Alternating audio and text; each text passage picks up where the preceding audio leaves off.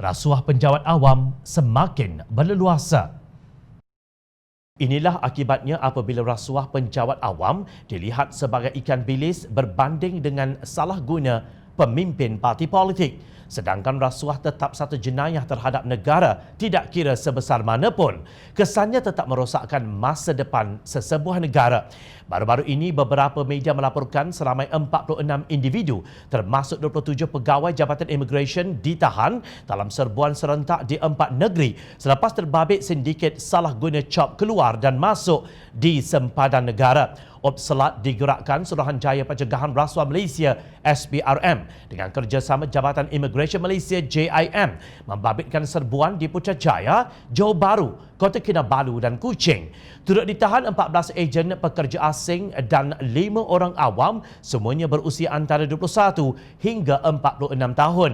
Mereka dipercayai memainkan peranan sebagai orang tengah dalam operasi haram tersebut. Menurut sumber berita harian, sindiket berkenaan menjalankan aktiviti mereka sejak setahun lalu dan SPRM mengesan pembabitan mereka ketika Perintah Kawalan Pergerakan PKP mula dilaksanakan pada 18 Mac lalu.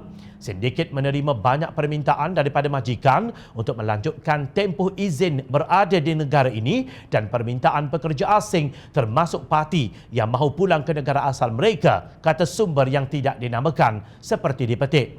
Siasatan kini dijalankan mengikut Seksyen 16 Akta SPRM 2009.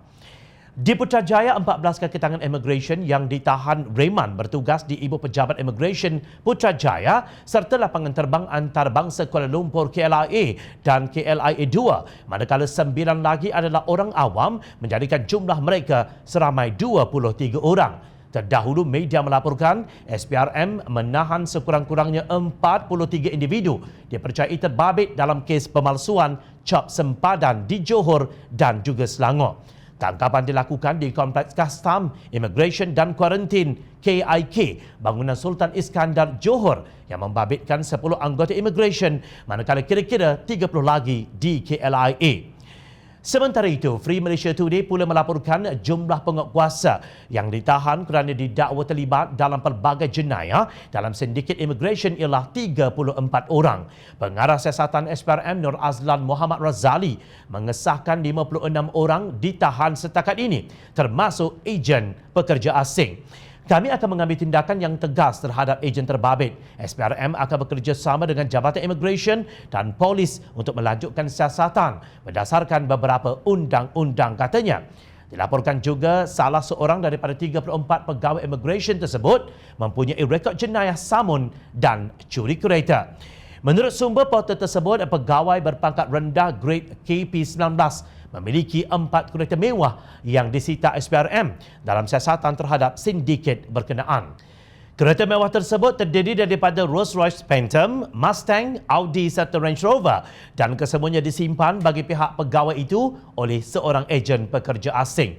Berdasarkan semakan rekod polis, anggota immigration itu juga mempunyai rekod jenayah lampau dalam kes samun dan curi kenderaan.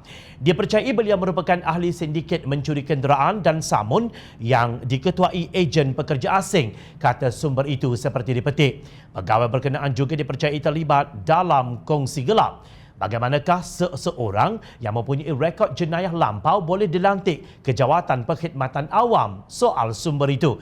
Jom cari juga turut ingin tahu bagaimana seorang yang sudah mempunyai rekod jenayah masih boleh diterima bekerja dalam sektor yang begitu mudah untuk disalahgunakan. Amat menghairankan. Sekolah kebangsaan berjalan pagi dan petang. Sekolah tahfiz dan sekolah agama rakyat tumbuh macam cendawan. Tetapi rasuah di kalangan penjawat awam nampak semakin berleluasa.